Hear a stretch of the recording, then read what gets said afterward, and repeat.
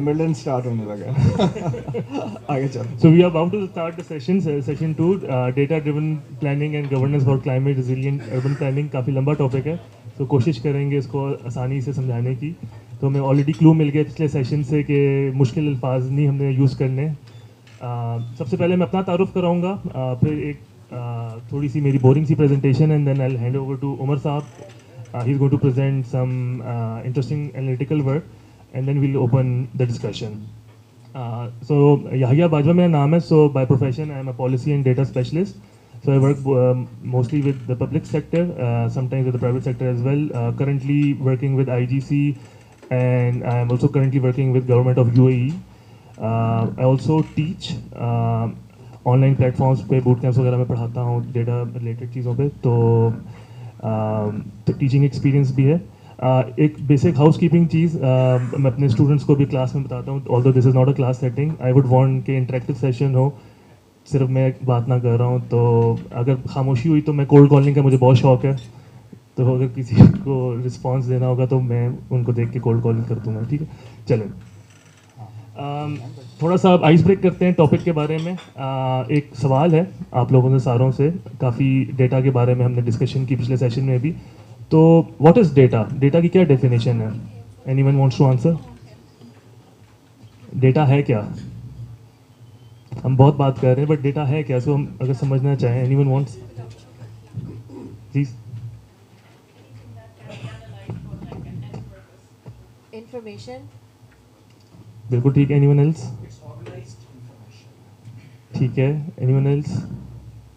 One last response. Zuhair? नहीं, no response.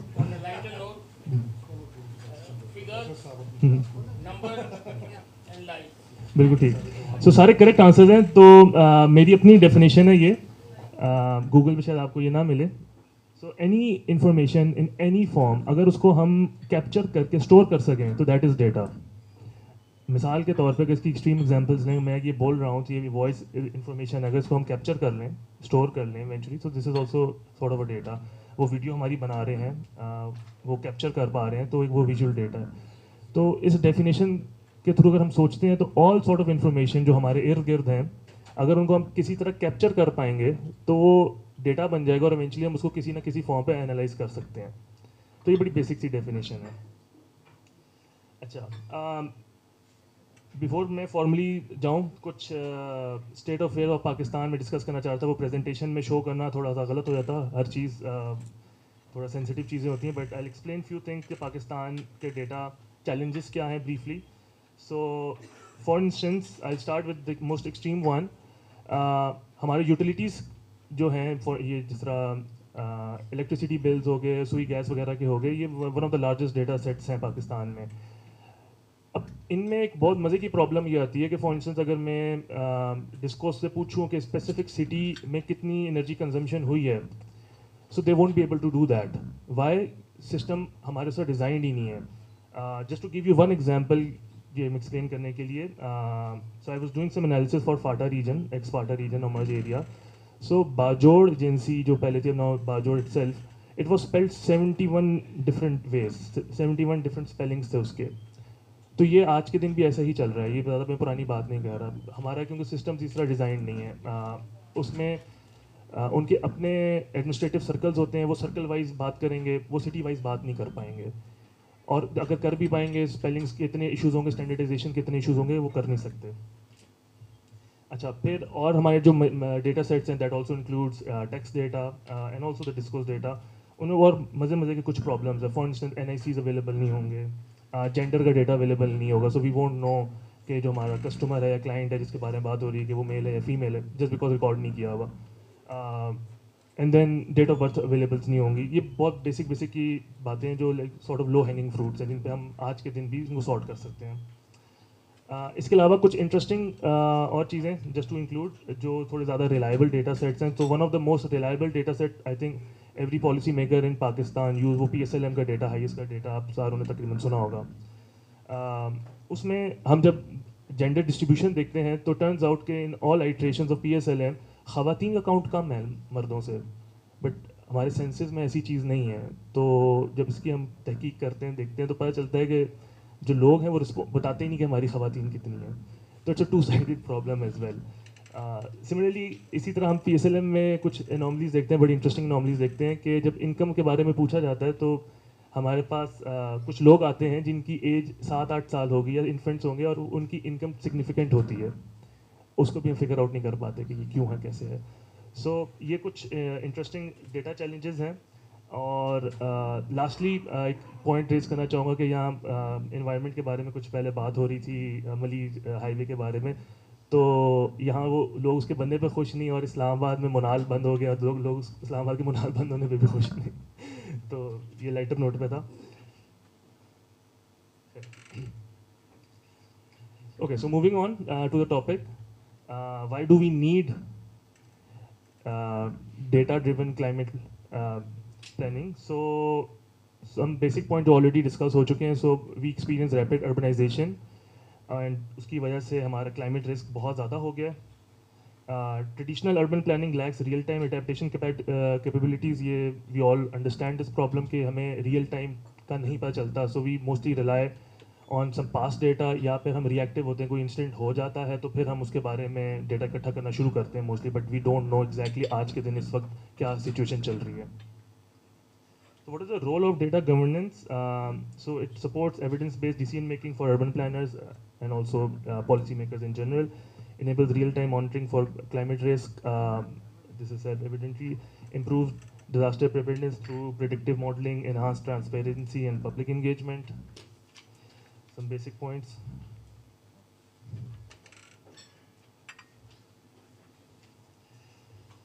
So just expanding on few points, there's one very important element of data-driven governance, and we have talked about it in the last session. That's transparency, improving transparency, accountability, and stakeholder engagement in Pakistan.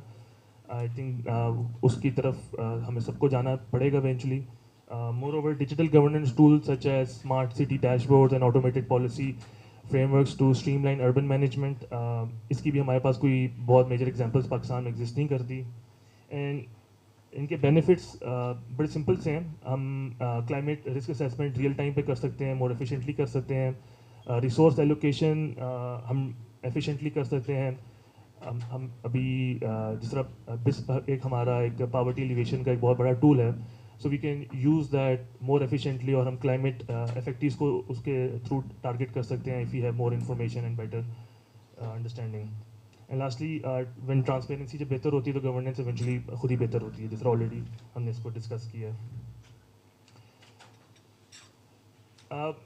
briefly I'll go over some available data sources جن کو ہم use کر سکتے ہیں, utilise کر سکتے ہیں for data driven decision making. although I think ساروں کو اس کا موٹا موٹا آئیڈیا ہوگا, بٹ ہم اس کو ایکسپلین ڈیٹیل میں کر سکتے ہیں if anyone wants. Satellite imagery and remote sensing, GIS analysis ہو گیا, اسپیشل انالیسز ہو گیا. اب یہ کافی چیزیں فری میں بھی اویلیبل ہوتی ہیں, گوگل میپس کے تھرو اویلیبل ہیں, ناسا کے میپس اویلیبل ہوتے ہیں, بٹ ان کو پاکستان میں ہم اتنا وائڈلی یوز نہیں کرتے. کچھ ڈپارٹمنٹس کر رہے ہیں, باقی کوئی بھی یوز نہیں کر رہا.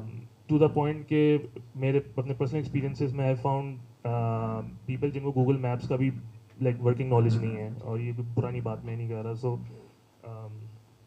اسی طرح we can use IoT and smart sensor. IoT and smart sensor سے ہم بہت چیزیں کر سکتے ہیں. یہ ایئر کوالٹی کی بھی بات ہو رہی تھی کہ سینسرس ہمارے پاس کتنے ہیں کتنے نہیں ہیں. That's one example of using IoT. If I'm not wrong, Karachi کا آپ لوگوں نے ڈسکس کر لیا. لاہور میں بھی ریسنٹلی جب ایڈ اپ کیے تو اب there are 8 sensors now and then few mobile sensors.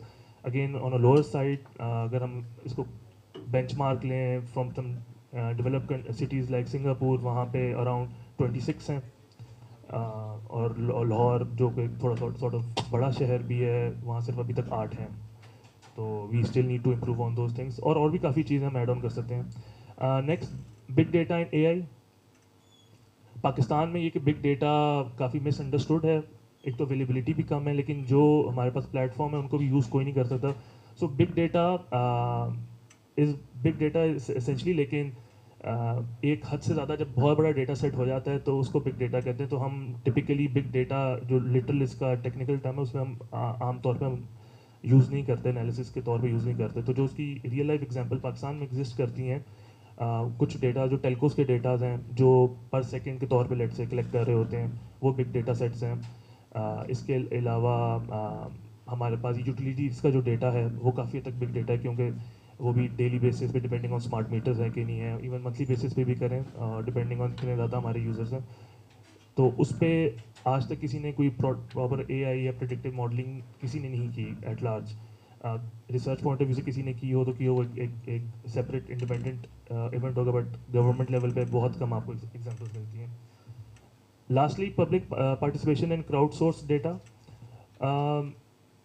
اس کو بھی ہمیں ایکسپینڈ کرنے کی بہت ضرورت ہے. اس کی میں ایک چھوٹی سی ایگزامپل دیتا ہوں. So without mentioning the city, so ایک فیو ایئرس بیک ایک کسی ساحلی شہر میں پاکستان میں سیلاب آیا تھا، and my director ask me to see if there data from any government organisation جو ہمیں بتا سکے اس شہر میں کن کن جگہوں پہ ہائی فلڈ ہے. تو when I tried to contact some government departments, so the only available data point was that province is under high flood. So what eventually I did, I opened Twitter and news channels اور جو news papers وغیرہ میں reports death یا پھر property damage کی ہوئی تھی، تو I use that as a proxy کہ یہاں پہ زیادہ ونریبلٹی ہے because of that flood. So I use that and this is fine, like you can use that. But ہمارا سچ کوئی ہم نے فریم ورک نہیں بنایا ہوا to how to integrate those crowd source information for effective policy making.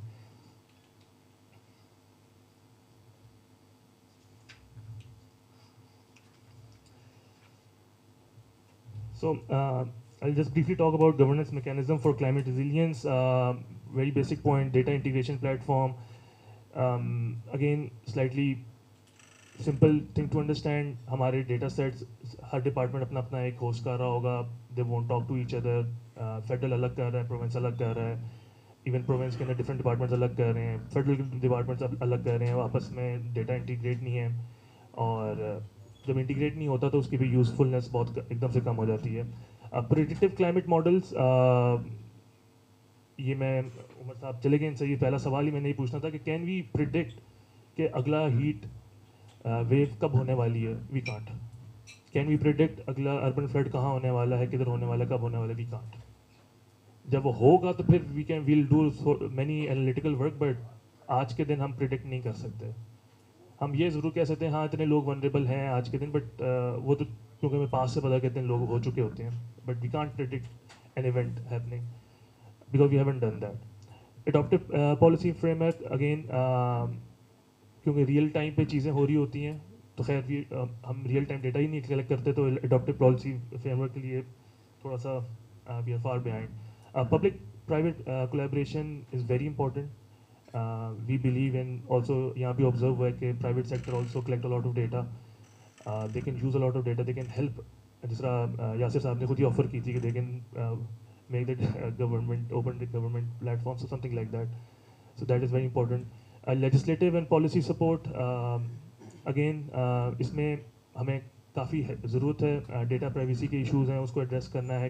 Government کون سا data اکٹھا کر سکتی ہے اس کو ایڈریس کرنا ہے، اور کون سا ڈیٹا اکٹھا کرنا چاہیے کون سا اس کو. اس کی چھوٹی سی میں مثال دیتا ہوں. یہ کافی گلوبل ایشو ہے.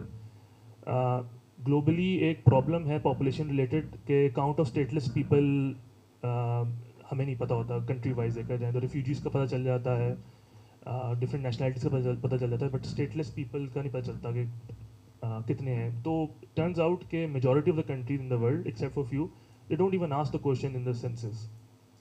نہ وہ پوچھتے ہیں، تو جب پوچھیں گے نہیں تو پرابلم پتہ ہی نہیں ہوگا. جب پرابلم کا پتہ ہی نہیں ہوگا تو اس کو حل بھی نہیں کرنا. سو جب پرابلم کا اگر پتہ چل جائے گا تو پھر حل کرنا پڑے گا.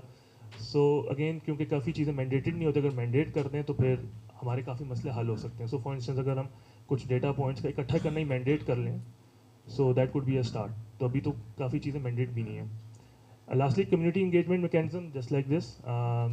اس کو ایک پراپر فریم ورک دیکھ کے ہم بہتر کر سکتے ہیں. ایک چھوٹی سی ایگزامپل کہ how we can use data for inform policy making. So this is an example of one of the work جو جس میں میں خود بھی تھوڑا سا کام کر رہا ہوں. So using CDR data for mobility and migration trends. CDR called data record جسے کہتے ہیں، ٹیلکوز کا ڈیٹا ہوتا ہے. کہ کسی کو نہیں پتا تو بیسکلی ہمارے سیل فون کیونکہ 24 آور تقریباً آن ہوتے ہیں تو وہ ہر سیکنڈ ٹیلکوز جو ہیں وہ ریکارڈ کر رہی ہوتی ہیں ہماری ایکٹیویٹی انکلوڈس کون سے ٹاور سے ہم کنیکٹڈ ہیں, اگر ہم انٹرنیٹ یوز کر رہے ہیں تو انٹرنیٹ کتنی فریکوینسی سے یوز کیا جا رہا ہے, ایس ایم ایس ڈلیور کیا تو وہ کب کیا گیا, کتنا کیا گیا, کال اگر کر رہے ہیں تو بڑی بیسک چیزیں ہیں. تو جو ٹاور کنیکٹیویٹی ہے that is a very powerful tool of locating کہ آپ کدھر ہیں, اور اس سے ہم کیا کیا کیس اسٹڈیز کر سکتے ہیں, اس سے موبلٹی ٹریک کر سکتے ہیں, ہم ود ان سٹیز چیک کر سکتے ہیں کہ ہم گھر سے آفس جاتے ہیں یا آفس سے گھر جاتے ہیں تو وہ کون سے روٹس اختیار کرتے ہیں, کس ٹائم جاتے ہیں, وہ پتہ چل سکتا ہے. اس کے علاوہ ہمیں پتہ چل جاتا ہے کہ اگر ہم مائگریشن ہوئی ہے, جس طرح کلائمیٹک ایونٹس ہوئے, فلڈز وغیرہ ہے, تو مائگریشن اگر ہو رہی ہے تو کون سے ڈسٹرکٹ سے کون سے ڈسٹرکٹ میں لوگ مائگریٹ کر رہے ہیں. Again we can use CDR data, کافی powerful data, it is a good example of big data, کیونکہ بے تحاشا آپ کو ڈیٹا پوائنٹس ملتے ہیں, اس میں آپ کو سروے کرنے کی ضرورت نہیں پڑتی. So something similarly in Lahore, یہ کیونکہ اسموگ کی وجہ سے کافی پرابلم ہے, تو اگین جیسے عمر صاحب نے بھی کہا تھا کہ جی transportation is one of the largest factor in smog, تو how can we mitigate that, یا سو ریڈیوس کیسے کر سکتے ہیں. So if we can do some optimize route planning, اگر ہمیں پتہ چل جائے پی کارز کیا ہیں, ٹریفک سب سے زیادہ کہاں سے آ رہی ہیں, تو ٹپکلی کیا ہوتا تھا کہ جی آپ سرویئرس کو بھیجتے ہیں کاغذ پینسل بھیج کے, اور وہ روڈ پہ کھڑا ہو کے جو دیکھ رہا ہوتا ہے اچھا گاڑیاں یہ آ رہی ہیں نہیں, بٹ وہ بھی ایک سیمپل ہوتا ہے. But if you can use the real data, جب ہمیں ایگزیکٹلی پتہ چل جائے کہ لوگ ایگزیکٹلی کس ٹاور سے کس ٹاور کس ٹائم پہ جا رہے ہیں, so we can do a very good mapping of traffic count. تو we can use that to optimize public transport planning. اور اگر پی کارس پہ آپ نے کنجیشن چارجز وغیرہ لگانے, جو کہ پاکستان میں کانسیپٹ ایسے نہیں ہے, but that can be done. تو that is one example of how to use data.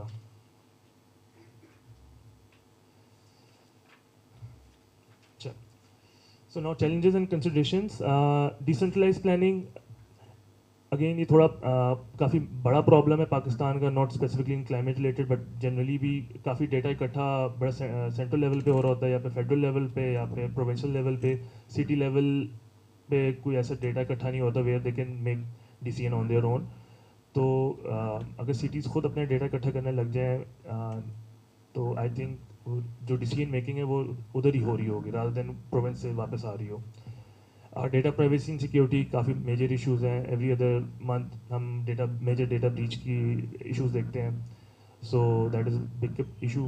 Capacity building بہت امپورٹنٹ ہے. ہم ڈیٹا کی ABC بھی مشکل سے سمجھ پاتے ہیں, تو اس میں بہت زیادہ ٹیئرز ہیں, چھوٹی چھوٹی ڈیٹا کلیکشن کیسے کرنی ہے, اس کو اسٹور کیسے کرنا ہے, اس کو پھر انالائز کیسے کرنا ہے, اینڈ دین لاسٹلی اس کو پریزنٹ کیسے کرنا ہے. تو چھوٹے چھوٹے بلاکس ہیں جن پہ ہم کام کر سکتے ہیں. Infrastructure investment again very important when we talk about big data.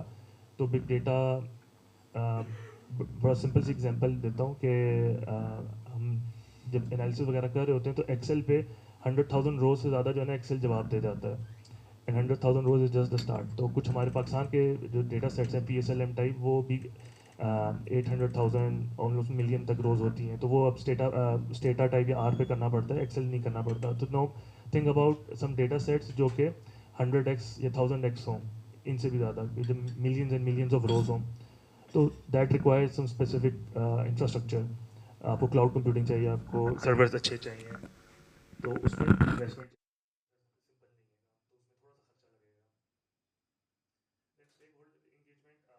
اس کی امپورٹنس سب جانتے ہیں. فائنینشیل کنسٹرینٹ, اس میں انویسٹمنٹ کرنی پڑے گی. اس کے ROIs گلوبلی ہمیں پتہ ہے کہ ڈیٹا ڈریون چیزوں پہ کے ROIs بہت زیادہ ہیں. ہم کافی ڈائریکٹ بینیفٹ اٹھا سکتے ہیں. فار انسٹنس اگر ہم پریڈکٹیو چیزیں کر پائیں تو ہم ٹائملی ریسورس ایلوکیشن کر پائیں, ٹائملی ہمیں پتہ چل جائے گا کہاں مسئلے ہو رہے ہیں. تو اس کے ROIs تو بہت اسٹرانگ ہیں, لیکن ہم فائنینشلی ہم ہمیشہ ری ایکٹیو موڈ پہ جاتے ہیں رادر دین پریمپٹیو.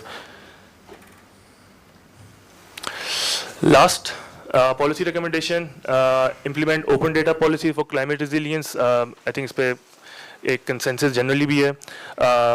بہت important چیز, لیکن not sure how we can achieve that. Strengthen local government capacities in data driven governance, foster international cooperation for knowledge sharing, encourage innovation through public-private partnerships with Pakistani universities and things, and that is what we are doing here right now. A call to action: urgent need to invest in data infrastructure, support small policies, and engage communities in climate governance. Just low-hanging fruits हैं, उनको तो ज़रा पकड़े ना, जिसमें कोई cost खास है नहीं, जो हमें पता है exactly कि क्या-क्या problems हैं. So I'll stop here, and I'll ask Umar Saab to present his work, and then I'll ask some tough questions to him. Okay. Thank you, Yaya. If I can have the urban units presentation, that would be great. And just to correct you, it's not my work, it's urban units work. I'm just the speaker for the work, so really. And, ladies and gentlemen, what you are going to really see is not data analysis per se. It's basically data visualization. So in the world of data analysis, we are not, this is not a data analysis seminar at all. So it will be pure and simple data visualization about a city that you know better than I do, which is Karachi. The technology in the IBA is a bit untrustworthy, so no, I don't want to. I don't want to. Anyway, so data-driven planning governance for climate resilient urban planning sounds like a mouthful, and we will keep it simple. Next slide. Visualizing climate action, the power of maps in smarter governance. Well, I would simply call it the power of maps. Well, here you are. This is the city of Karachi, and as Karachi's built-up area expands, so do the climate risks. So if you turn around, you can see the lighter shades are the different years, and that really, and you see the darker shades which are, occupying a larger area. Karachi has expanded very fast, and classic case of urban sprawl. Obviously, there is a natural boundary, which is the coast, so it could not expand that way. Well, we've heard that it's also expanding over that, in that particular, direction. So let's move forward with this. 17 of the last 28 heat waves struck in just 16 years, with 2015's deadly 49 degrees centigrade surge, marking a turning point in the history. The clock is ticking on climate resilience. So, my point in showing these slides is these slides are relatively simple to understand and project, but they are not really projected. So I'm showing it over here in this particular conference and seminar, but this should be basically bread and butter for anybody who's writing on climate resilience, about the city of Karachi and the challenges. And data sets, priorities, and directions. So Karachi's built-up area surged by 99% from 270 square kilometers to 538 square kilometer, while grassland agriculture and mangroves shrank by 45 to 59%. Yeah, and I need to turn this thing off. Thank you. Over here, 105 hotspots, population 6.85%. So if you look at flooding, there are about 105 flooding hotspots, and 6.85% of the population, or almost 7% of the population, is within a 250-meter buffer zone of that flood hotspot. And almost 50% of the population in south and east districts are within the vicinity of these hotspots. So if you take whatever number you have for the population of Karachi and calculate it 7%, it comes to a humongous number. So, that is why this is such a big challenge for the city. Data indicates that urban recreation is a luxury. So with due respect to Nausheen, as far as green spaces is concerned, only 20% of the population has access to a green space within 1 kilometer of its residence, while about 80% of the populations are left without parks and grounds. This we have already seen, that industry is the largest contributor as far as air pollution is concerned. The situation is a bit different in Lahore. Transport is the largest contributor, obviously Karachi being the more industrial city. Now this was an interesting sort of an analysis in which we asked government departments about their own institutional capacity of looking at low emission development. Did they have the capability to do these things? So Punjab about 21%, Sindh about 23%. So government departments, when it comes to government agencies, there is an issue of capacity when it comes to low emission measures like mitigation, etc. They really have a capacity issue over there. So we can talk about improving air quality and reducing the emission level, but the agencies which are going to do that are having their own capacity problems. Now, I cannot read it from this distance, but Khurram Hussain can. So, yes, that's why we placed you over there. This mountain range that you are seeing, I don't know whether, what does the yellow stands for? Basic knowledge? Basic knowledge. Basic knowledge. And a shade which you see under the gray, which is a magenta or a blue, that is sophisticated knowledge. So largely, when we sort of did an analysis from all over Pakistan of different government departments, we came to know that most of them actually claimed basic knowledge about these things. About, as far as low-level emission institutional capacity is concerned, they had very little or no knowledge, or largely they claimed that they had basic knowledge, and only a few departments said they had somewhat sophisticated, knowledge. Okay, let's move forward. This slide that we are going to show you, the next slide, it's about now 1.5 years old. I wish we would have done a new, machine learning. So we basically use machine learning. You can see a solar panel through satellite imagery. You can actually look at solar panel collection or clusters of solar panel through, satellite imagery. And what we did at the urban unit is we simply borrowed a machine learning algorithm, trained it so it could read rooftop solar panels in Punjab. Now this is an interesting slide. So this is how the identification was made.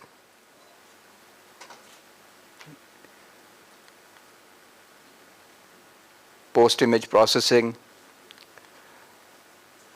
We showed it to a person from Duke University. You know the first comment which he said?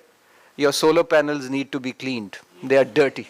And we did not know about it. I did not know about it. I just looked at it, So here you see Punjab. This is a picture from 1.5 years ago. And this is what solarization looks like in Punjab. It's all over the place. The area which you see, which is relatively untouched, that's the Cholistan desert, down south in Bahawalpur. But the rest of Punjab, even rural areas, there is tremendous solarization taking place.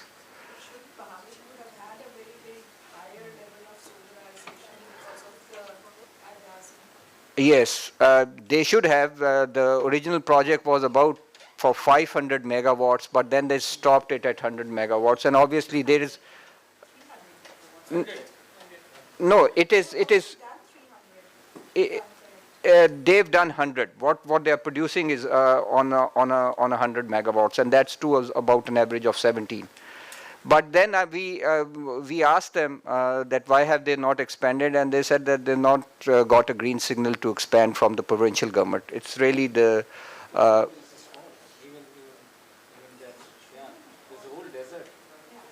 Bahawalpur will be a very, very small area over here. The Bahawalpur, the Qaid-e-Azam Solar Park in Bahawalpur will be a very, very small area of this. This is 134 million square feet of solar paneling. Do we have a spatial temporal version where we have like maybe 5 years or 3 years so we can see how that I think we should, we should work on that. We should work on that. When I was sort of finalizing this, the first remark was exactly this one. Number one is this is old, and somebody is going to follow up on the question on what is the latest picture looking like. So village boundaries, this is something, when we talk about urban in Pakistan generally, the village is not very far away from urban. Either a village is becoming urban or there are peri-urban villages. So what is village boundaries? This is something that we did in 2022 flood. So it was in Rajanpur and DG Khan when the flood happened. So urban unit through the Board of Revenue, the project took about 12 years to complete. We have actually mapped 22,000 out of the 25,000 lathas. So if you go to a Patwari, they have that Moza map on a cloth. We have actually digitized that. And that digitization really helps. First of all, it preserves the latha. So even if the latha gets burnt or is misplaced, we will still have the digitized Moza map. And once you have a digital Moza map, then you can overlay so many layers. You know, it's not only the flood layer, you can overlay the layer of public facilities, about schools, about road connectivity with respect to the Moza. So you know, we've gone down to the micro level of Moza as far as the rural areas is concerned. And you know, this is how it looks like. So every khasra is actually even mapped on. So you know, this was a Moza of DG Khan, and they could tell that which fields were flooded, which khasras were actually flooded. So the Moza area was 185 acres. Out of that, about 365 were the khasras, and 323 khasras were flood affected.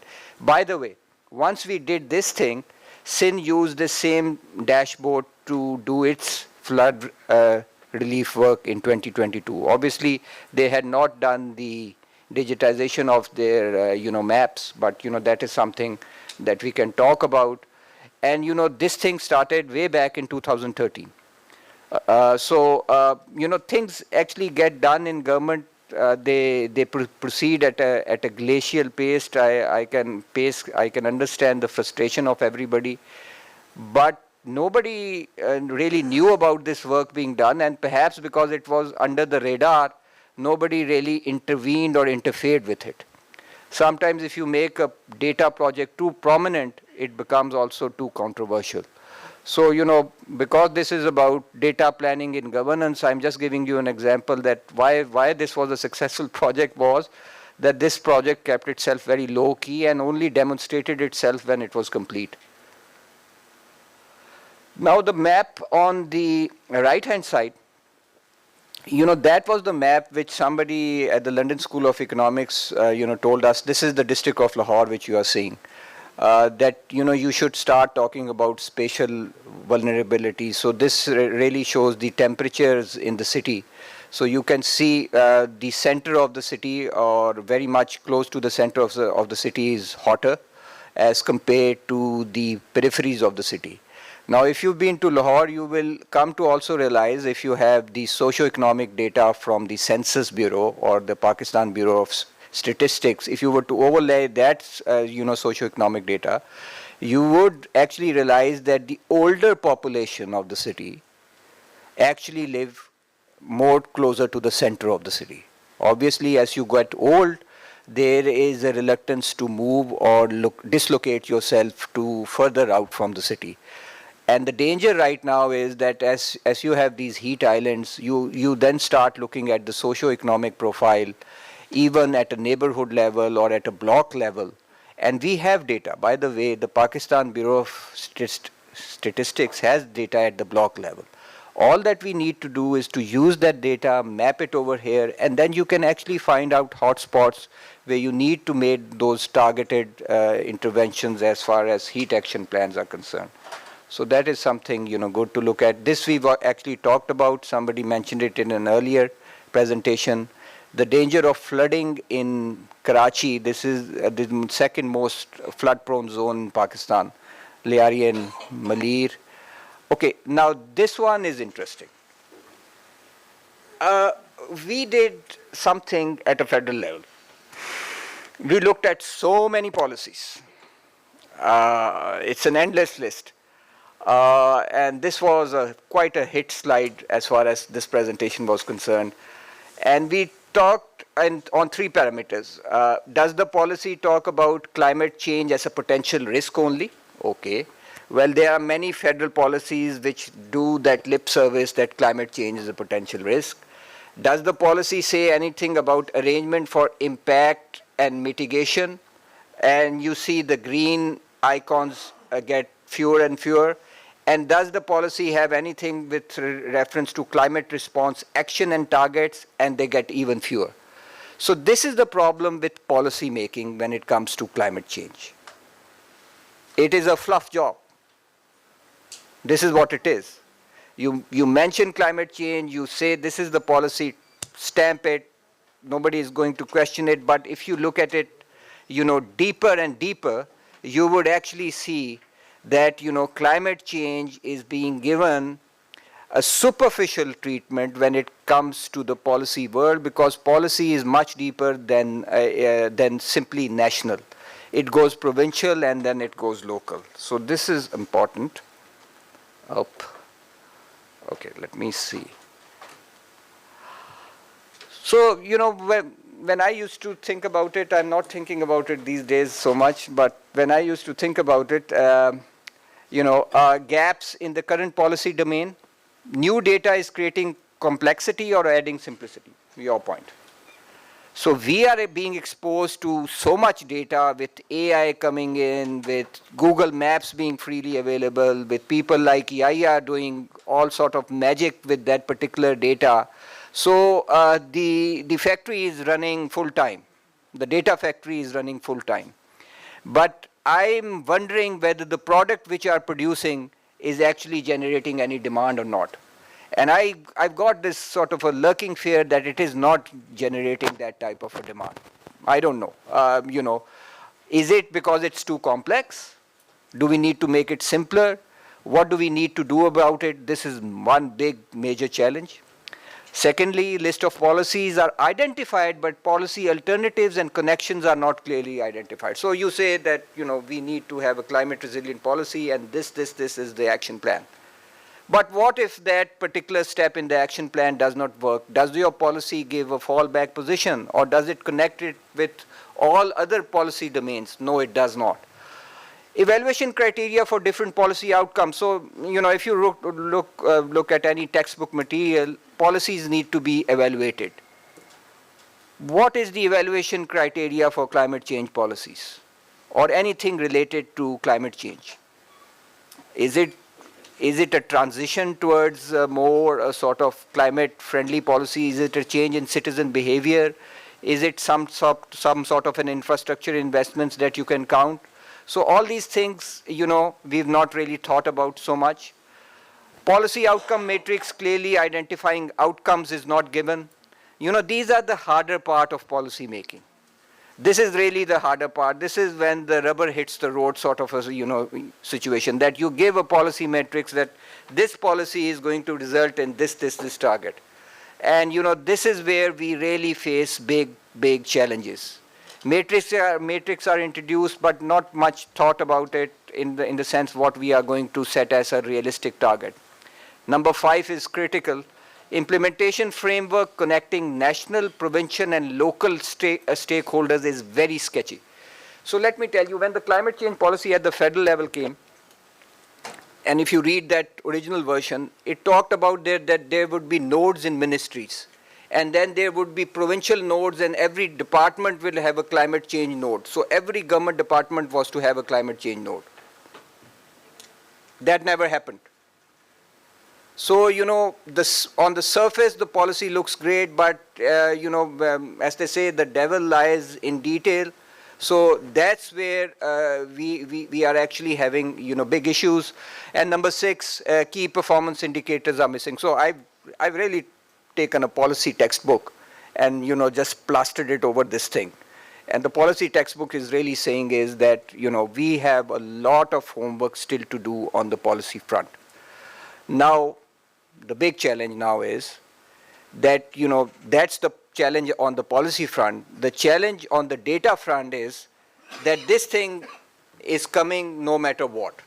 Even if the urban unit stops working today and stops working on data, there would be some other entity in Karachi, in Islamabad or Rawalpindi which will start looking at it, because data is now becoming more and more freely available.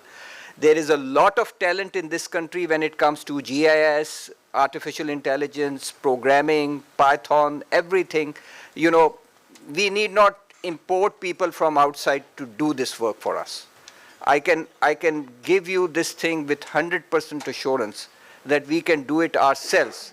The problem is that we just do not have a game plan for it. Let me tell you about myself or the urban unit.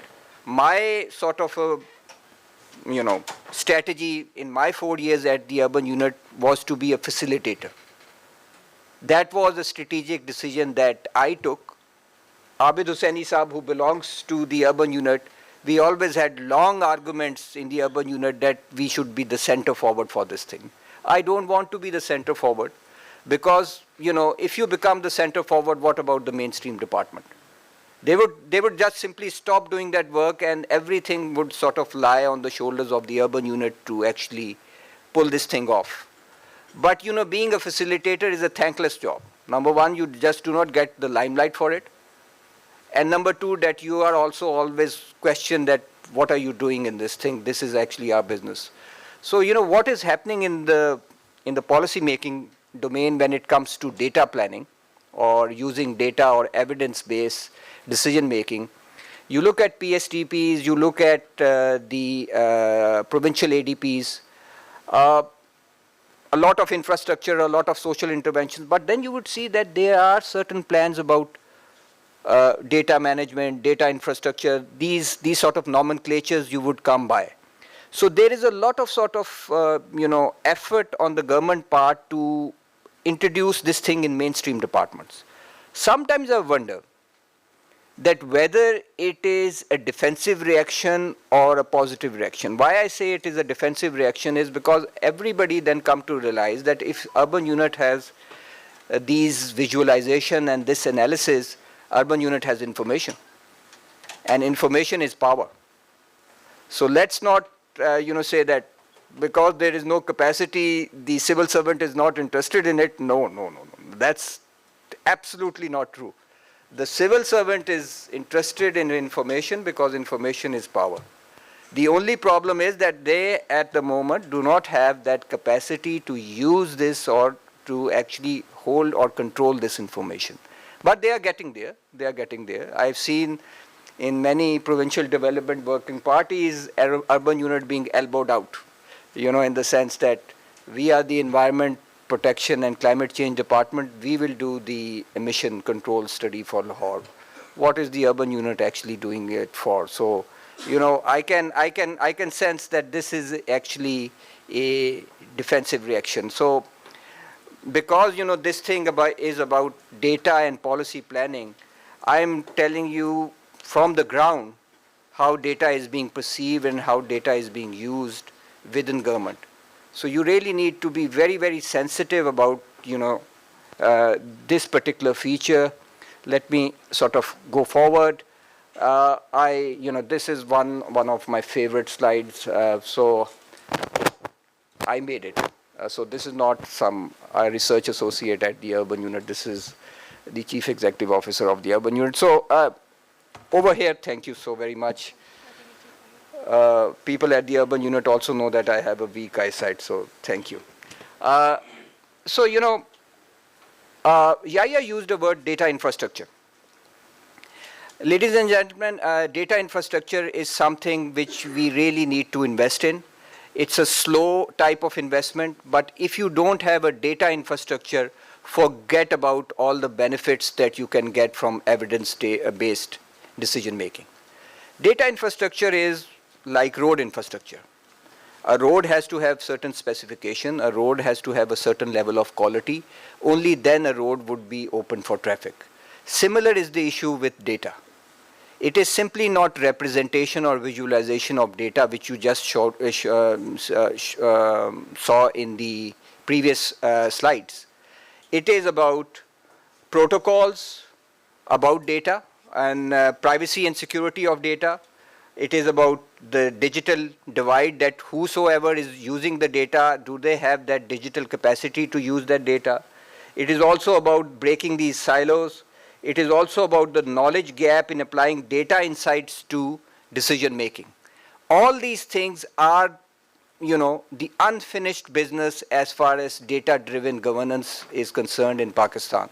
Or at least as far as I am concerned, I can say with much confidence, in the province of Punjab. Well, we have got opportunities on the other side. We have got planning and management of risk. So this entire issue of vulnerability is an opportunity for data. You can use this data to show whether vulnerability is a challenge or an opportunity.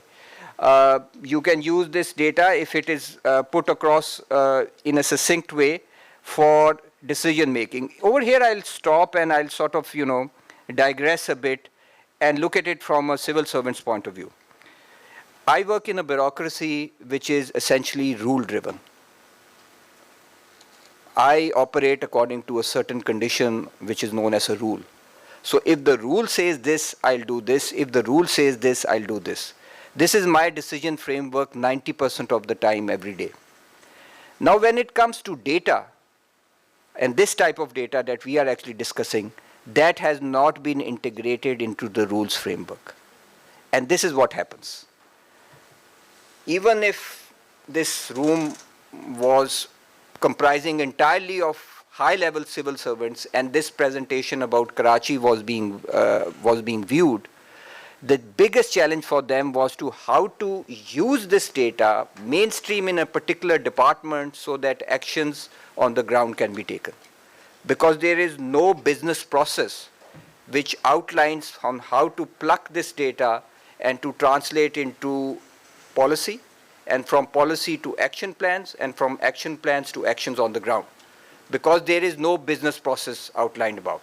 And because we work in a rule-based framework, our rules do not tell us that if I see at 1 o'clock in the afternoon that 7% of the population of Karachi lives within a 250-meter buffer of a hotspot of flooding, what should I do about it as far as future rain season is concerned? I just cannot sort of easily sort of put it onto a file and then take it up. Where do I go with this data? All these sort of, the routing of data is actually missing in government. This is our biggest challenge. It is our biggest challenge. This is the urban unit's biggest challenge. This is what I've always sort of run against a wall, that whenever we come up with some interesting analysis, I just don't know where to go with it. So the present incumbent, who is the chief minister of this province, she initially saw a couple of urban units presentation. And she actually liked our presentations. She even had one of her assistants take photographs of some of the slides. So I felt very happy on that day. But the second time around when my presentation started, she said, Umar Saab, आपकी presentations बहुत academic होती हैं. And there I actually realized that what's the challenge. देखिए, जो chief minister बैठे हुए हैं या ये जितने भी लोग बैठे हुए हैं, whosoever these people are, ये नहीं है, they are not data allergic. अच्छा, एक ये भी मैं आपको बात बता दूं. ये जो नई generation आई है ना of politicians, अब ये और बात है how they have come to reach this spot, but let us say that they are here. They are aware of data and the value of data. ये मैं आपको बात कि मैं बड़ी honestly आपको बताता हूँ, और ये सिंध में भी equally applicable है. I think the chief minister of Sindh is equally sensitive of what this particular, data representation means. So ये नहीं है बात कि अब आप किसी को बता रहे हैं जी इसको तो समझाना ही बड़ा मुश्किल होगा. No, not, absolutely not. वो प्रॉब्लम ये है कि वो भी वही लेके क्राइसिस फेस करते हैं जो मैं फेस करता हूँ कि जी आप इस डेटा का करना क्या है आपने, आप मुझे इसका आगे एक्शन प्लान बनाए कि जी इसको आपने इस महकमे को देना है, इस महकमे ने फिर ये करना है, इसको मैंने ये बजट एलोकेट करना है, एंड फिर वो जो हमारा सबसे फेमस चीज़ होती है PC1 एक उसके ऊपर बनेगा, PC1 फिर इस तरह लेके बेसिकली काम करेगा. ये सारी जो चीज़ें हैं ना, ये डेटा के वर्ल्ड में ना अभी ये वाला जो कनेक्शन है ना, ये अभी तक हमने एस्टेब्लिश नहीं किया. ये एक हमारे लिए बहुत बड़ा इशू है. अच्छा, अब ये जो तीसरा पॉइंट है, ये रियल टाइम इंफॉर्मेशन. मैं जब भी देखता हूँ ना किसी भी प्रेजेंटेशन में, ड्यू रिस्पेक्ट टू या वो ये कहता है जी रियल टाइम इंफॉर्मेशन आ रही है. ओ भाई यार मेरी बात सुनो, वो रियल टाइम इंफॉर्मेशन तो बड़ी अच्छी बात है, लेकिन जो स्टैटिक लेके इंफॉर्मेशन है पहले उसको तो लेके आप लेके संभाल लेना. जिस तरह मैंने आपको ये सोलर पैनल्स का लेके दिखाया, या मैंने आपको ये हॉटस्पॉट्स दिखाए फ्लड के, इसमें आपको रियल टाइम होने की भी लेके ज़रूरत नहीं है। तो एक ये ज़रा टेंडेंसी जो है ना रियल टाइम इंफॉर्मेशन की, ये बहुत ज़्यादा ओवर पावर कर रही है हमारे डेटा वर्ल्ड को, और उससे जो हमारे डिमांड्स है ना अबाउट डिजिटल लेके डेटा, वो ज़रा थोड़े से ट्विस्ट हो रहे हैं। और उसकी वजह ये है कि जब से ये स्मार्टफोन आया है ना, स्मार्टफोन से what has really happened with the smartphone that it has become a monitoring tool। और वो ये कहते हैं कि जी हमारा ये प्रोजेक्ट है तो आपने इसको मॉनिटर करना है तो आप इसकी एप्लीकेशन बनाएंगे तो इसका पीछे एक डैशबोर्ड बनेगा तो डैशबोर्ड की एक्सेस मेरे पास होगी, और and then I can see each and every लेके project. So this real time are sort of with for lack of a polite word, our fetish with real-time information is really driving this very good exercise in data exploration, in data analysis, towards something which is, as you just mentioned, which is very heavily monitoring oriented. And the second thing, this issue of over-regulation. This also can sort of play, it's like a double-edged sword. And finally, inclusive access to urban services. I think I don't have that slide, so it's a thank you. But there was, when we did this exercise on data-driven governance, what we did was we sort of plotted the national government or the federal government, then we looked at provinces, and then we looked at local governments. And we sort of plotted a timeline on what interventions happened at the national level and what happened at the provincial level and what happened at the local level. The local line is a flat line. Since the inception of the Environmental Protection Agency, way back in the 1990s, the local level is just a flat line. So there is sort of, now perhaps, things might change, that the local government may actually start responding to the challenges of climate change in cities, and etc. But so far, this has been actually a flat line. How much time do we have? So we have got about half an hour.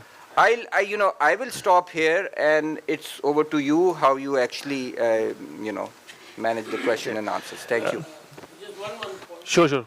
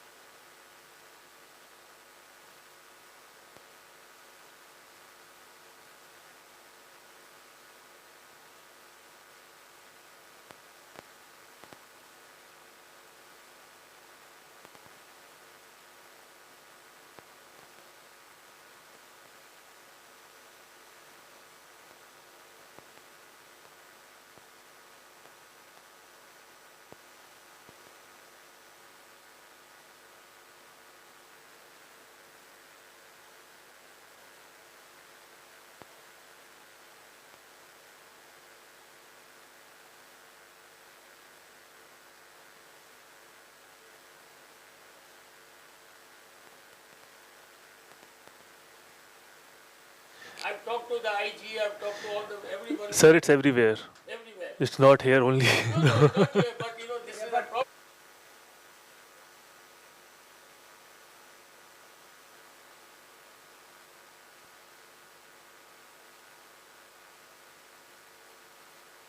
Bullet proof solar panels की demand आ गई है. Thank you so much. So I open up the discussion. I have a question जो उमर साहब ने बिल्कुल अपनी की note में शुरू में खुद ही हमें दिया था. So instead of asking him I will ask the audience, does government engage in evidence based planning? So what's the perception, general perception? So anyone? So yep. So my name is Ala Nawaz. I am CEO of Deep. That's a civil society organization. And with due apologies, because we have worked in the 2022 flood throughout the Sindh, and we had some experiences and learning which are different from the discussion which is going on in terms of very empirical data and in terms of the theories. Practical as a practitioner, that might have some sort of a differentiation, if you like. The first thing I would like to quote Bokarmi, a Japanese novel fiction writer. He said that life does not require ideals. Life requires standards of actions.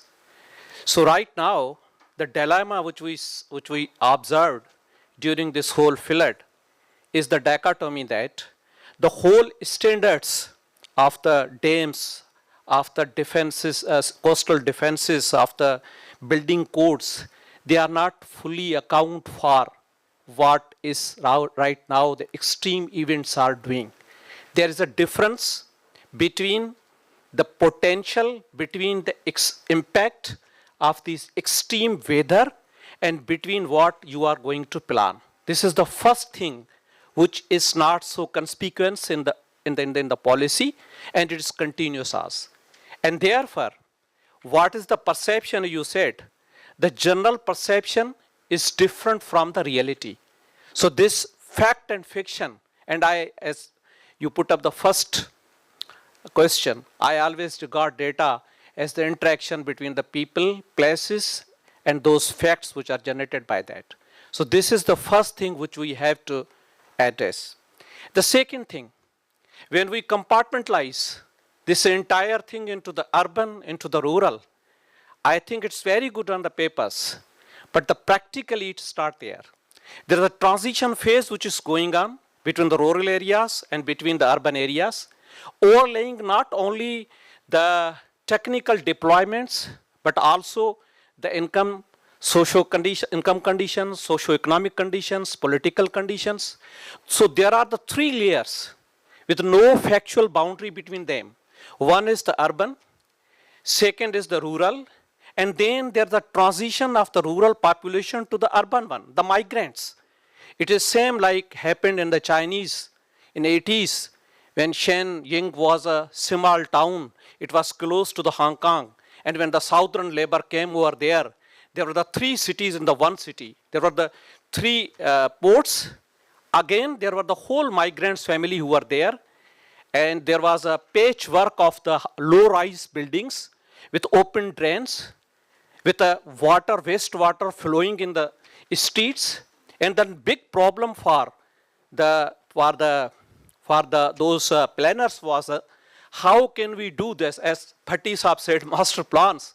They thrown away master plans because there was a social interest stratification, that there were the elite, there were the emerging middle class, there were the middle class, there were the lower middle class, and then were the migrants who were paying simply 500 Chinese yen for the rent. How can you how can you take all these into one central point? That was challenge, and Pakistan is having the same challenge, particularly in Karachi, in Hyderabad, in Mirpur Khas, in Sakhar, in Dadu, and in Khairpur. These all are jumbled together, the thickets of the floods which are going away from the slums, and this transformation unfortunately is not reflected in the transformation at the levels of the experts and at the levels of the units, may that be the urban unit or universities. This was my second point. And third point, that is I call, as was rightly asked, probabilistic models. We do not have the projections, climate projections, across the range of the scenarios, the coastal scenario, the desert scenario, the urban scenario, the irrigated scenario. And even since there's a so diversity, it's not homogeneous. Once there is a flood, there's abundance of the water, and in the Tharparkar, there's no water at all. And the coal minings are there. How can you get these all at a one plan? That is the actual strategic framework which urban units needs to develop before the urban planning. These maps are very good. Sophisticated technology is very good. But there's a word of caution. As Harare say, as should not outpace the understanding and the level of the communities. Then it will be, as I quoted earlier, it will be very good ideal. But practically, it will not be the standard of the action which is practical. This is my second point.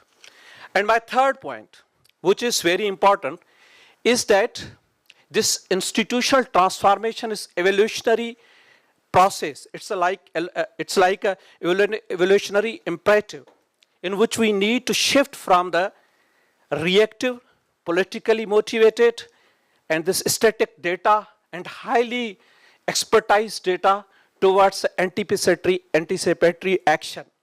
And that is always possible in the zoning, as you, Bhatti Sahab rightly said. When you tackle the diversity of the zoning in terms of that anticipation, probably, as you rightly said from the urban unit, Masood Sahab, that these things which are right now complex, like chatbots, like artificial intelligence, like different smartphones, they may same way help to you as they are now doing the help in the drafting. You see in the field, the people have got a very drafting. In my firm, there are so many kids who have got a more good drafting than Hutchison, Lawrence, and Lumps.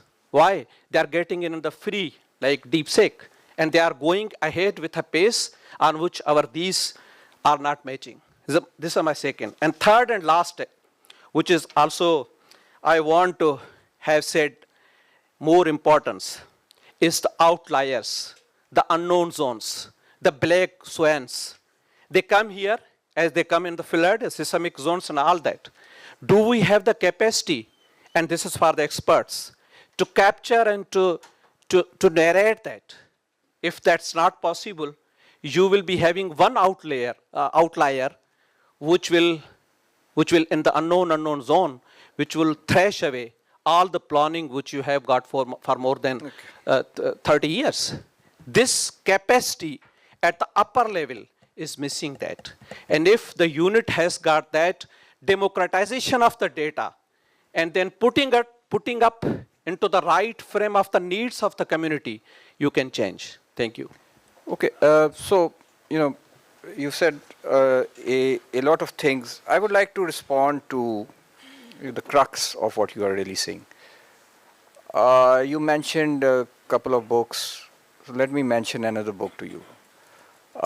Please, if I think some of you might have read it, it's written by a sociologist, Seeing Like the State. Has anybody read that book? But Google it if your internets are working. Mine is not.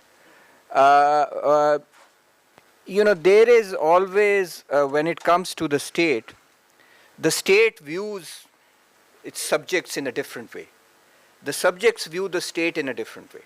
So one is a top-down approach, the other is a bottom-up approach. So one of the dangers when you are working with data is, and when you happen to be a state organization, that you would sort of design it in a way, the way the state wants to view it. The state would want to view it that how many people were given actually relief in the flood. It is the number, it's the raw number that they are interested in. They are not really that much interested in about their ethnic composition or what were their state of rights as far as these things are concerned. So once one of the dangers when you do data analysis and visualization is that you have to be very sensitive through whose eyes are you actually trying to view. So if you are trying to view it from a state's eye, that would be a different vision. If you are trying to actually look at it from a citizen's perspective or a village's perspective, that would be a different vision. Having said that, the second point which he made was very important, is this issue of democratization of data. I would say it is an issue of making data accessible. This data really needs to be made accessible.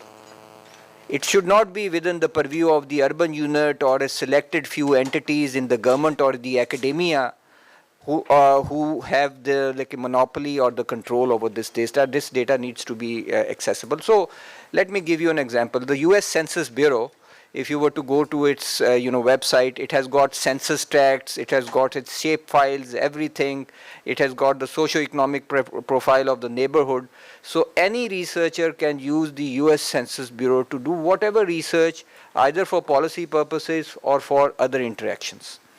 But the problem is with data right now is that this idea of collaboration or giving access to data is becoming more of a complicated problem than it was 4 or 5 years ago.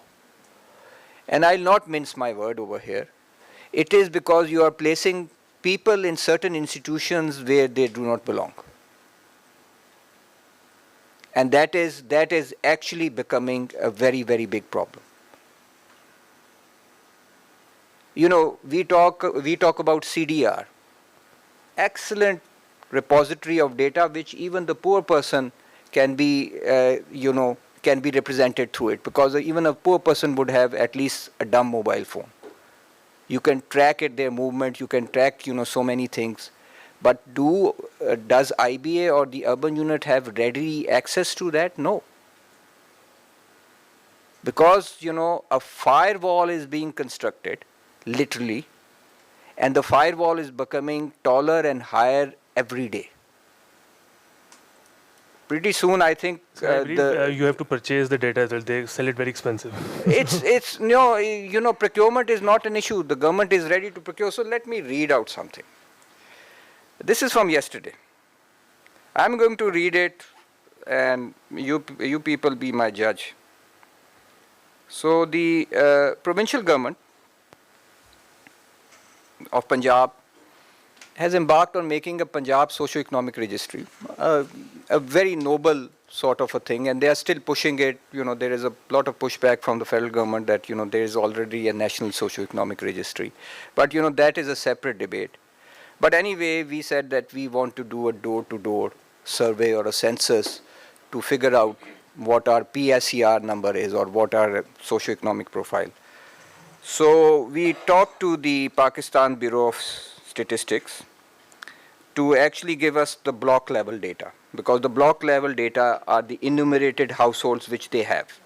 So if Khurram wants to do, say, a census of Karachi, if he has access to that block level data, he just simply needs to give it to the enumerators. They would go block by block and house by house, and it would be easy because the count has been already done by them. Their response was to the government of Punjab and to the Provincial Bureau of Statistics to the government of Punjab. It is pertinent to mention that PBS maintains enumeration blocks specifically for its operational purposes and provide block level data and PDF maps to the Election Commission of Pakistan only for delimitation purposes. PBS shares block level maps of sampled PSUs or selected limited area blocks for surveys, study, and research purposes after the security and sensitivity analysis as per policy.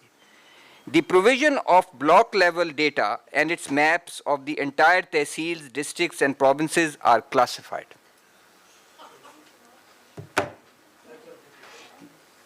It's done. We can call off this seminar after this one, because the final mile, the last mile, or what do you want to call it, the nirvana of data analysis, which Ijaz Nabi just pointed out an hour ago. What if, Umar, you had granular level data? Would it not resolve problem? Would it not make local governments much more sensitive? Yes, they would. Sorry if I can start speaking. जी, solar के साथ यही हुआ है. Just आपकी जो energy की policies हैं, they did not keep people as their first priority. As a result, you had top-down planning. आपने solar का plan ही नहीं किया. As a result, जब ये solar सस्ता हुआ है, so we are going through a solar boom right now. In the last 18 months, we've imported a third of our total capacity worth of solar panels. 42, say 20 gigawatts worth of solar has come into Pakistan through the market, not through any step of the government. ठीक है? So I want to highlight that. Information में क्या हो रहा है कि consider Karachi, इसका census, तो जो हमें figures हैं वो 17 मिलियन और फिर 20 मिलियन. अभी एक स्टेटिस्टिक भी अजीब सी आई थी कि टोटल अर्बन पॉपुलेशन जो है वो पाकिस्तान की 25 मिलियन है, विच इज़ नॉट करेक्ट. अगर आप कराची का इन्फॉर्म्ड एस्टिमेट लें, obviously nobody has that data, but it is easy for people who do data to figure out what Karachi's actual census is. This is not very difficult. This is very easy, in fact. Yeah, at a certain time, kitne mobile chal rahe hain? You know, you can have a very, you can do it in different ways. So the best informed estimates are 25 million, 30 million, and 35 million. If you're 35 million, we are number 2 in the world after Tokyo. If we are 30, we are number 3. And if we are 25, we are number 4. Okay, so with this size and population, which means that number of people going about their activity, so the data is enormous in this city. So whoever, you know, says, or departments have this line everywhere, हमारे पास data नहीं है, ठीक है? So this complaint makes no sense today, ठीक है? अब problem is, how do you connect with this data? Okay, so there are ways, जैसे आपने suggest किया कि telecom data है ये वो, लेकिन if for the government, अच्छा, अब मैं एक plan आपके सामने पेश कर देता हूँ. So आप local government से शुरू करें, आप बिल्कुल local data, and आपको outcome क्या चाहिए? So अब अगर यहाँ पे भी अभी कई दफ़ा livability index का जिक्र हुआ है, उसके index के factors होते हैं मुख्तलिफ. इसी तरह से quality of life होता है. क्वालिटी ऑफ लाइफ डेटा जो है ना वो आपको एक्चुअली ये पढ़ के बताता है कि आपकी गुजर बसर कैसी हो रही है, आपकी गटर लाइंस चल रही हैं कि नहीं, आपकी एरिया में एजुकेशन अपॉर्चुनिटीज़ हैं कि नहीं, कल्चरल अपॉर्चुनिटीज़, इकोनॉमिक अपॉर्चुनिटीज़ हैं कि नहीं. ये वाला डेटा जो है ना, this is about living, and this is not part of the government data basis. So एक जो क्रिटिसिज्म जिस पॉइंट पे आप आके रुक गए ना कि आपने जो पढ़ा अभी, ठीक है, so this shows an awareness कि हमारा डेटा बहुत अच्छा है, उसमें इन चीज़ों की ज़रूरत ही नहीं है. जबकि if we are talking about quality of life factors, improving the quality of life for the people of our cities, we have to start with the quality of life factors at the most local level possible. What is that most local level? So you should have, in a city like Karachi, so a town level, we have 25 towns, then each town has about 4 or 5 UCs, and then UCs have wards. We should be able to compare ward level, UC level, town level data with each other. We should put them in competition. On what? So अब आप top down आप नहीं बताएंगे तो वो गलत है, ठीक है? You have to start from the bottom कि problems क्या हैं, and then you put that into a data, and that will be your quality of life data basically. इसको आप build करें. You see, जब आपके पास problem है as a citizen, ठीक है, you can go to your local government. You cannot go to your provincial government. It's too far away. और federal का तो आप पूछे ही नहीं. So how can they make policy? They cannot. It's like, you know, it's a foregone conclusion. ये नहीं हो सकता. और लोगों से भी response लेने time थोड़ा short है. The reason of sort of involving PBS at the federal level is कि जब भी आप ये data की exercise शुरू करते हैं ना, अपना governance लेके domain पे, nobody wants to work on data. भाई मैं खुश हूँ, मैं वो अगर डेटा आ जाएगा मेरी अकाउंटेबिलिटी शुरू हो जाएगी, मेरे लेके परफॉर्मेंस पैरामीटर्स चेंज हो जाएंगे, इस चक्कर में हम क्यों पड़े, ठीक है ना? Plus it is a lot of hard work. हम करते क्या है, हमारी कोशिश ये होती है इन द प्रोविंशियल गवर्नमेंट या वैसे भी कि जो भी एक्सक्यूजेज हैं ना उनको ख़त्म किया जाए.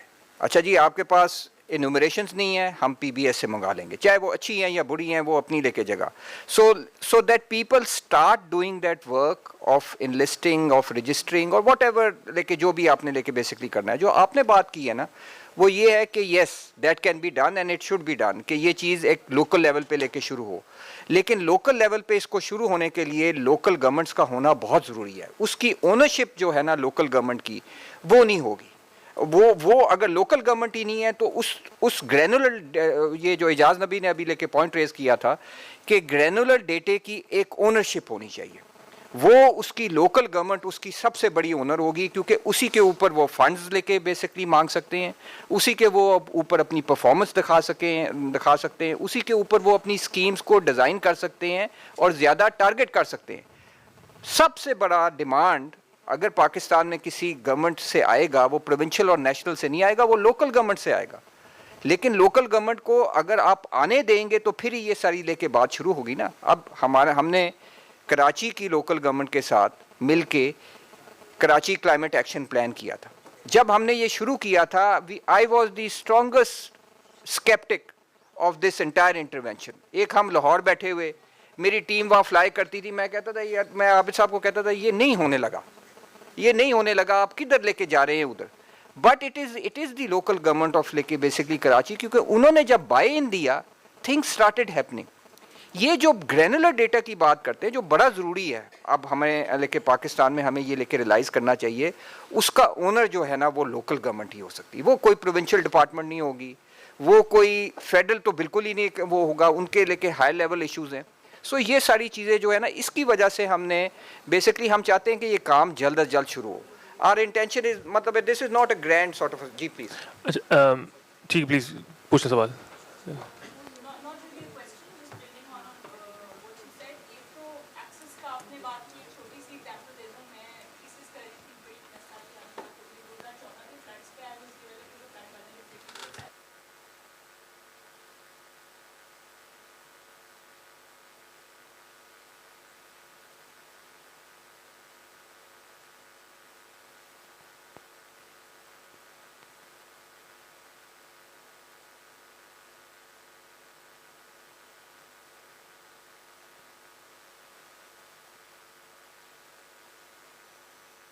ended up working for a city in the US because I did not have data otherwise. So anyways, that's one thing کہ access نہیں ہوتی. دوسرا یہ کہ ہم academia کو کیسے involve کر سکتے ہیں.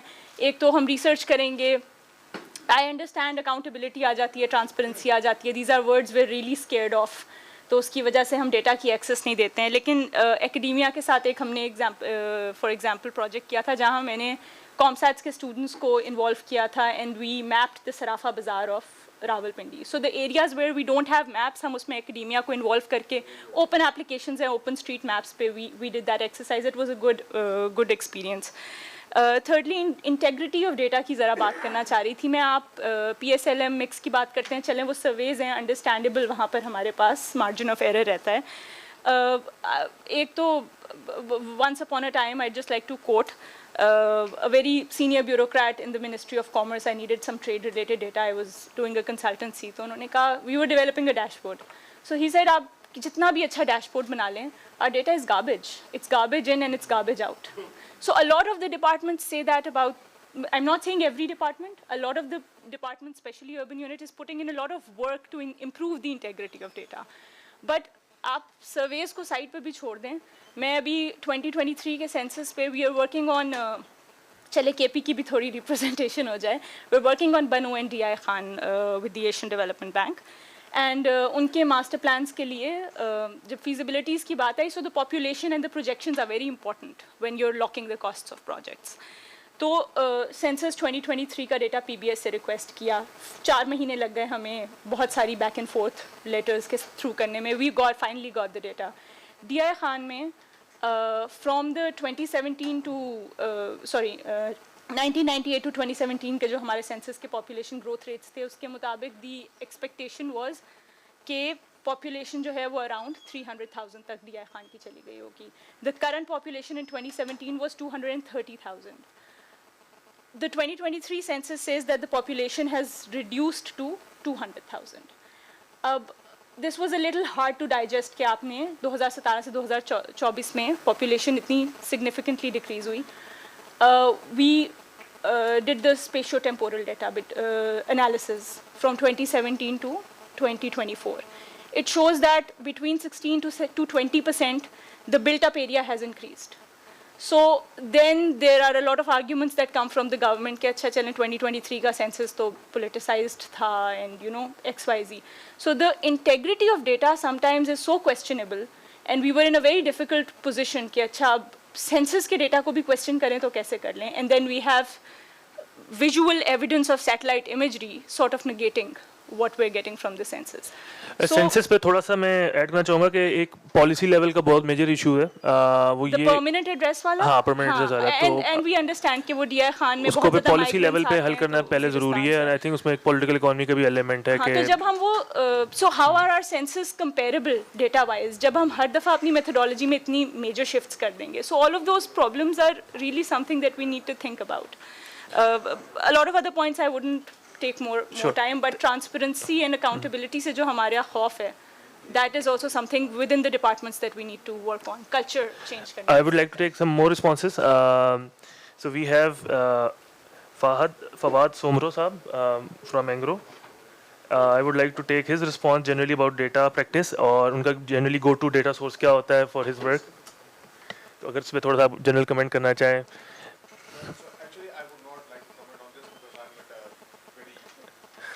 Not at a place जो कि मेरी competence से related है, but it's fascinating conversation, and so I would rather stay quiet at this stage. Thank you. Well left. वो चले गए. I would like Dr. Salma if you want to add something, and generally like what's your data practice, आपकी go to data sources वगैरह क्या होती हैं for research purpose और कोई challenges वगैरह that you face.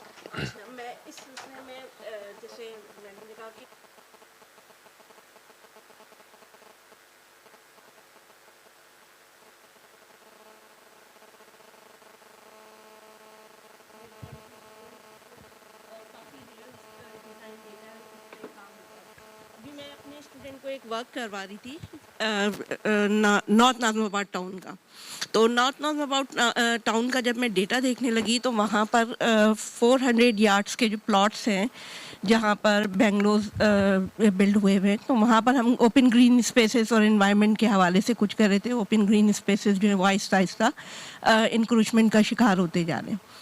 तो उसमें पता ये चला कि 400 यार्ड्स के जो बेंगलोर हैं उसमें 400 घर हैं और 400 घर के साथ जो वॉशरूम का जो डेटा दिया गया था बहुत मामूली सी चीज़ है, लेकिन देखें 400 गज के प्लॉट्स में हर घर में एक वॉशरूम को शो गया था, यानी टोटल 400 घर और 400 वॉशरूम. तो डेटा की ये सूरत हाल है, क्योंकि हमारा वाटर एंड सैनिटेशन और environmental issue plus open green space पे काम था, तो हमें इतने लेवल पे जाकर देखना पड़ा. तो डेटा हमारे यहाँ कंट्रोवर्शियल है, सबको पता है कि इस तरह की चीज़ें हैं, लेकिन फिर उसके लिए अगर हम खुद काम करने की कोशिश करें तो हमें मैन पावर की ज़रूरत होती है. तो उसमें फिर ये हमारे एकेडमिया का रोल है कि वहाँ से वो उनको इंगेज किया जाए. कुछ एकेडमिया की कमज़ोरी है कि हर एक जो है IBA की तरह एक्टिवली पार्टिसिपेट नहीं करता इंडस्ट्री के साथ या मुख्तलिफ ऑर्गेनाइजेशन के साथ, लेकिन ऑर्गेनाइजेशन थोड़ी सी कोशिश कर सकती हैं कि उनको किसी तरह मोटिवेट करें ताकि डेटा की क्वालिटी भी बेहतर हो सके स्टूडेंट के साथ रहकर. तो ये मेरी एक सजेशन है. Thank you so much. If I can ask Dr. Asad Sayed, I think आप है, अगर आप कोई अपने कमेंट्स दे दें, और आई बिलीव आप you are director and senior researcher, so I believe आपके अपने काफ़ी तजुर्बे होंगे, तो उनसे हमें कुछ ब्रीफली बता सकें some challenges and some opportunities in this field. Thank you.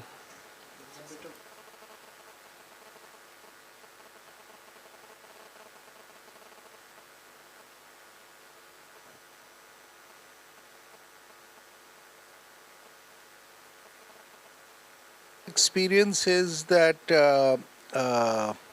what we do, and we try to do it as well as we can, is generate qualitative data.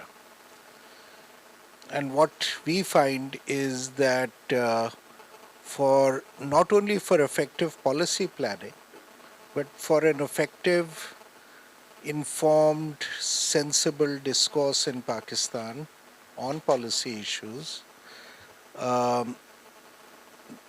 that there is a level of fetishism with quantitative data which does not bring in the qualitative element of it.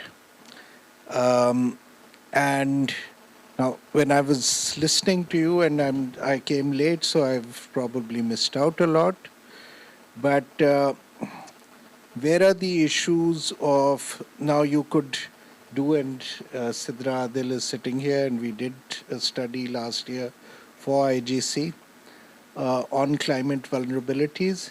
Now, to actually understand vulnerability requires a lot of what is usually missing variables.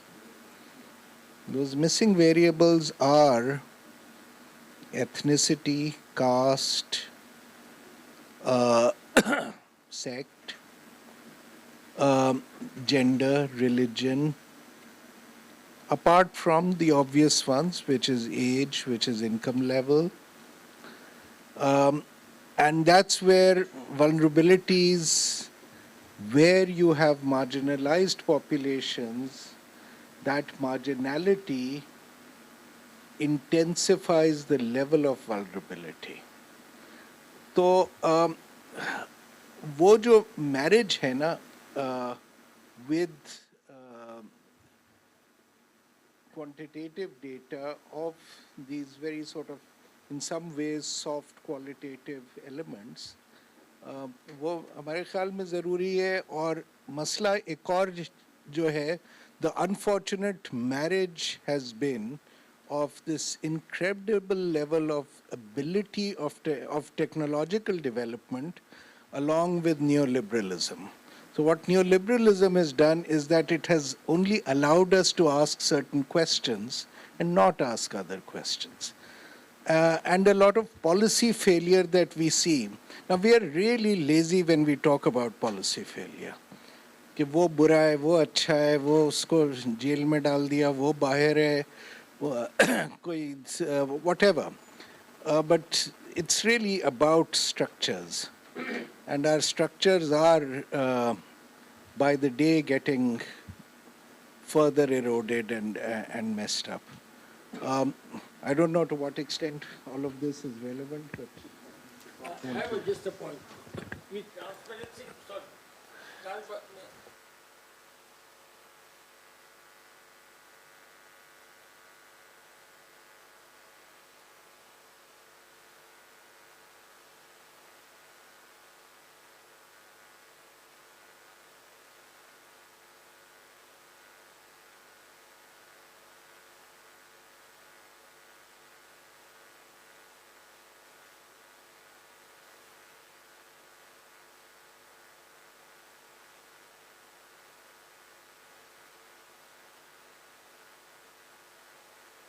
you know, this data को हम लोग ऐसे छुपा के बैठते हैं जैसे ये हमारा बैंक में कोई पैसे हैं.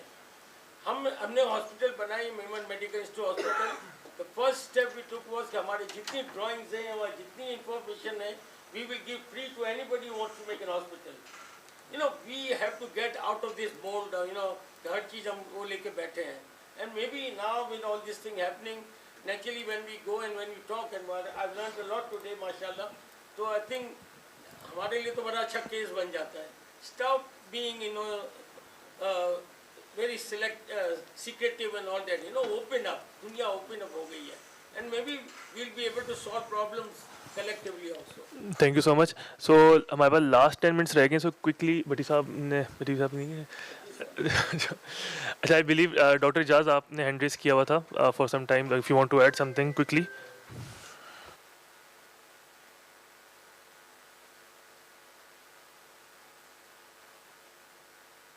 Yes.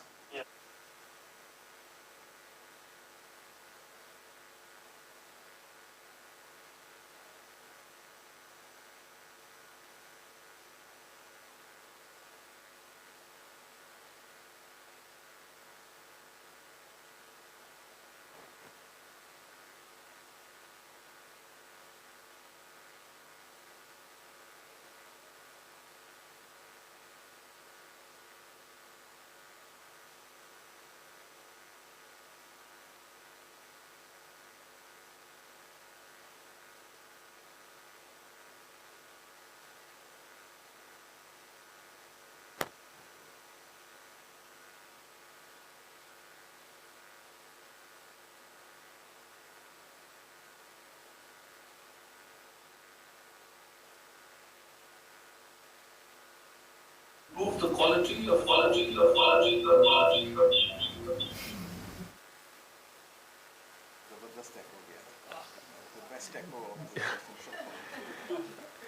Saab, you have 1 minute to answer.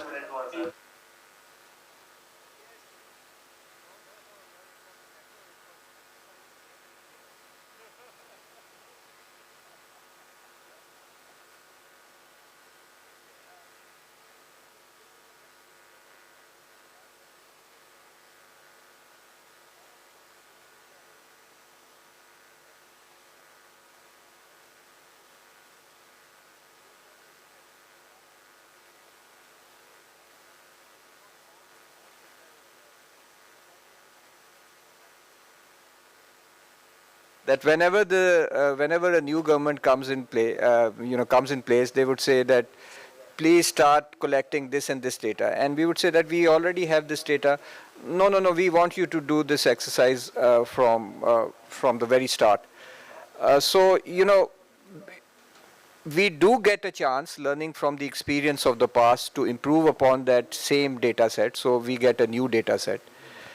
But to be very honest, when it comes to the so the premise is that if people start using data, they would become much more critical about data, and overall the quality of the data would improve.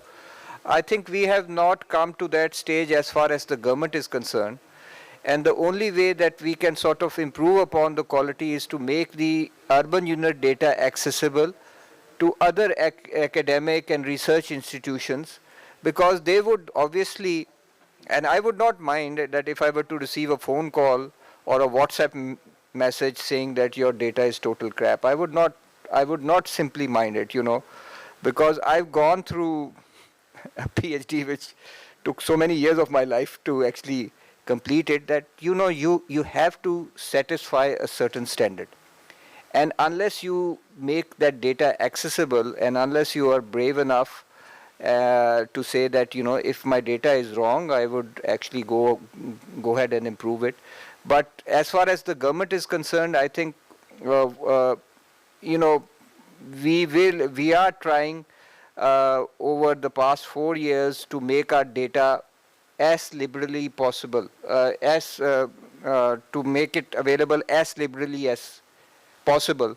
But the government does not allow us to sort of make a data dump, in the sense that I simply say enter, and it goes into the ether that, this entire data from urban unit is available. But as far as the urban unit is concerned, I think any research organization, whether it is public sector or private sector, they request us data. If we have that data available, we make the data available freely. Not PDF, the actual GIS files and everything else. So, that is one issue. But as far as governments are concerned, their issue is that, as new technologies come into play, so these days a big demand from the urban unit is, Umar sahab आप इस पे कोई artificial intelligence लगा लेना। भाई मैं I just respectfully से जी बिल्कुल मैं अभी इसको लगाता हूँ आर्टिफिशियल इंटेलिजेंस। तो but this is all that I can say, but वो ये है कि एक उन्होंने अच्छी बात ज़रूर की थी इन द लास्ट ईयर, वो मैं उनको लेके डिलीवर नहीं कर पाया। उन्होंने कहा कि ये आप डेटा की बहुत बात करते हैं, ये प्रोविंशियल गवर्नमेंट ने मुझे कहा, और आप कहते हैं ये भी हो सकता है वो भी हो सकता है।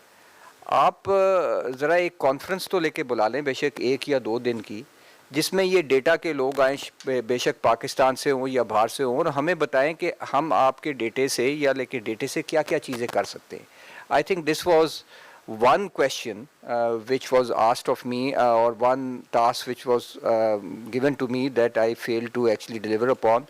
उसमें ये था कि कुछ academics की, क्योंकि वो उनकी term थी, they were not available, और वो चाहते थे कि ये September October में हो जाए. But I think what we will try on the Punjab government side, कि data in general, not with respect to data and climate, but data in general के ऊपर हम एक ज़रूर लेके मीटिंग करना चाहते हैं, because this was a demand which was made from the present government, कि आप हमें बताएं कि what are the things that we can actually do with data. We are ready to fund it, we are ready to put money in it, but we need a clear sort of a वो क्या कहते हैं guideline.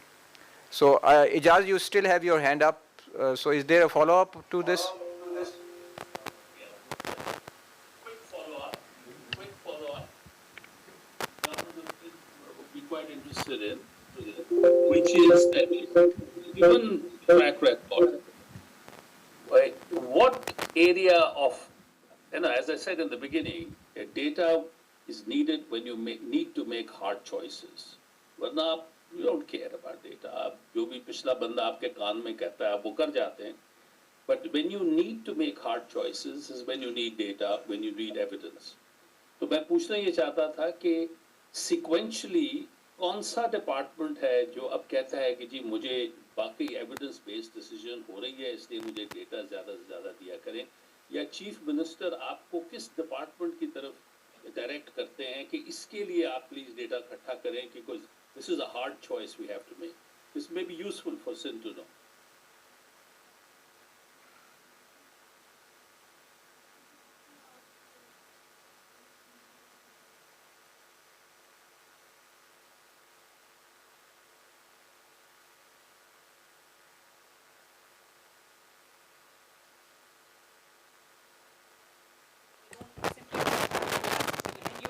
Particularly worked with UIPT, digitizing the entire system. So, so many years down the road, do you find that the dashboards and, all of the exercises the products that you developed and trained them, and are those still, performing the way it was envisioned? Because we really want to know, because at the end of the day, the local government's access to these data sets is very important. Are these do these kinds of projects stay alive for 5-10 years and then they die down, or are they sustained is the question. So, yeah. Arisa, if you want to add, आपका hand Arisa, तो Umar साहब can answer together. It's more of an observation. I guess Yasser was talking about solar panels and the increase of that. I was in Lahore for the entire last week, and I was traveling after I'm sorry, I'm going to summarize it within a minute, and I have a short story, an observation, and a question related to that. So I was really impressed on my way down that the amount of solar panels on a realistic basis has actually increased. I was living with my sister in Model Town, and on a daily basis I observed something, because I had a very early morning training for an entire week. There was solar panel installed at the house in front of her, and every day in the morning there was a huge amount of water being spent on cleaning those solar panels. So here is the observation about them not being clean. To an extent that on Thursday it rained in Lahore and he was still doing it. So my question is that there's a cause and effect to it. So if increase in solar panel, and I don't think that was an isolated incident, because I believe cleaning solar panels, the best way or the easier way to do it is using water. So there's a cause and effect. So if we can have some correlation in data, and that is my question, that how can we create a synergy between cause and effect? Because on one hand, we are increasing our reliance on renewable energy. On the other hand, water conservation is something that's on a personal level very important to me. And I guess there is already an advisory in Lahore last week that you need to conserve water. So my question again is to emphasize how can we correlate information and how can we synergize data? So first of all, Ijaz, as far as your question is concerned, what is the present government of Punjab really looking at from a data point of view? I think they are very much interested in the investments that they have made in infrastructure, number one, and more interested in the investments that they have made in these beneficiary schemes like the Kisan cards and Asan Karobar and all that thing. Now, I see silver lining to this cloud, in the sense that if this data of farmers and small and medium entrepreneurs which are actually accessing these schemes, if this data is made available, because everything is being actually digitized, we can come to know the consumption patterns as far as fertilizer is concerned. We can come to know which district and which particular parcel of land is using what fertilizer, because there are about like 4 million farmers already which are using that card and buying fertilizer and other inputs from that. Now that data is being collected as we speak, but that data is not being analyzed. There is another player in town, it's not only the urban unit, that is the Punjab Information Technology Board. I think they have also come to realize, because they host this data, that this is the data which they can really mine. The infrastructure part of investments, where are these investments located and how well they are progressing, that is being done by the urban unit in most of the cases. But the good thing is that we get to go out in the field and we update our spatial data as far as infrastructure investment and public facilities is concerned. That is an upside of that entire exercise. And the government has all the right to ask that we would like to see where is this money being spent and is it being spent properly or not. The issue of quality of data I think is also improving. Why I am saying so, that whenever there is an inspection of a scheme or whether an infrastructure has been delivered, there are also issue of how reliable that data is, and other data variables are also now included. So now if a road is being constructed, it's not only the picture of the road or before and after picture or simply a geolocation of the road, it is also about what was the cost and what were the number of tests which are being run and all that. So everything is being uploaded. Now we can always say that this may not be true, or the data may be fudged or everything. But let us sort of remind ourselves that we are talking about a very big province of about 120, 140 million people. There is so much actually going on, and there is a lot of data which is coming in. And the good thing is that this data is now trickling upwards. Usually what used to happen was that the system used to be set up and there was no big sort of high profile user of the system, but now they are. What Myra just said, what happened as far as all those previous investments in dashboards and applications which are being developed in Punjab since 2013. I think, Myra, the honest answer is that wherever the departments had institutional mechanism in place to preserve that dashboard and to keep on using it and to keep on updating it, it really worked, and it still works. It still does the job. So let me give you an example. We did a land mapping exercise for the railways, Pakistan Railways. That is a federal organization. So there is a lot of railway land which has been encroached all over Pakistan, and that was their sort of prime motivation, that we need you to do this land mapping exercise. And out of that came a dashboard through which they could view their land parcels. So that thing was completed, I think, in 2016 or 2017. And that dashboard has actually improved. The railway then further invested in that dashboard and made it a much more dynamic sort of a dashboard. So wherever you have an organization, because they have a Directorate General of Land in the railway, so that Directorate General was given that dashboard, that you now need to use this dashboard to safeguard our land or whatever they wanted to actually do with it. So one issue with data is that yes, you can make a dashboard, you can collect the data, but at the other end, you need to have an institutional house where this data can preserve itself and sustain itself. Otherwise, I can tell you of so many dashboards which are just lying dormant at the moment.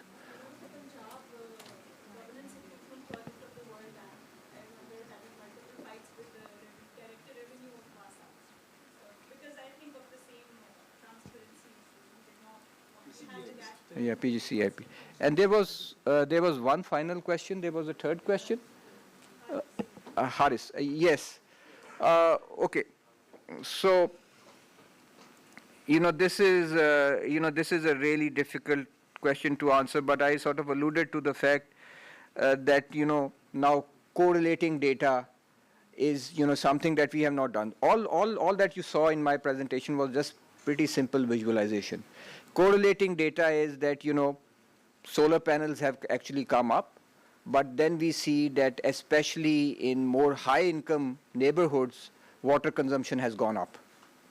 So that would be a clear correlation that water is being used to wash solar panels unnecessarily. Now over there, where is the water metering system to actually measure that? So, but that sort of alludes to that, these are further interventions that you need to make. So what we need is basically sensors, measuring systems at the local level when, if we have access to that data. And again, it's an issue of access within the government. So it's not that the urban unit has access to all the data which is being generated in the government of Punjab. We sometimes are even unaware that other departments have their own data units, they are collecting data and they are not sharing it. Some departments are even unaware of what data the urban unit has. So, one takeaway can be, and I think I've really not done my homework on this one, that what type of a platform that we need to design in the government which is open access, in the sense at least within the government there has to be open access. We have challenges of access within the government. So, one department would block the other department from accessing the data. What to speak of ordinary citizens or non-governmental organizations to access it. So there is a need for an institutional intervention somewhere at a higher level which sort of, allows this, and because we need it. Otherwise, the way data is being encroached upon and walls being built around data, I think then we will be left with very little data to play around. Then every time everybody will have to go out onto the ground to actually start collecting data once more. I just want to make life easier for everybody, that really should be our maxim in the government. If we cannot use data, let's make data available to somebody who can put it to better use. Thank you, Mursab. I've been told lunch is ready, but before we leave for that, one last comment from Bhatti Saab. Okay, thank you very much. There was one question asked about is there any government department that excessively uses data, and you answered that about Punjab. But in Sindh, there is one department, it's an organization, SRB, Sindh Revenue Board. It's doing that. But there is vested interest in use of data that government wants to earn revenue, and it's easy, so they are doing it. So it's low-hanging fruit versus effort versus benefit. So not much of effort and a lot of benefit. But this is not the foundational thing that the government has done. Government, if wants to do something extraordinary, which is it has not been able to do, and it started in the mid-90s, which is the digitization of the land records, which started in early 1990s, and it has still not been completed. There's a threshold on the amount of land that I can hold, and if all provincial land data is digitized, then I will be caught more than the threshold. I think it's at the moment 200 acres of good agricultural land.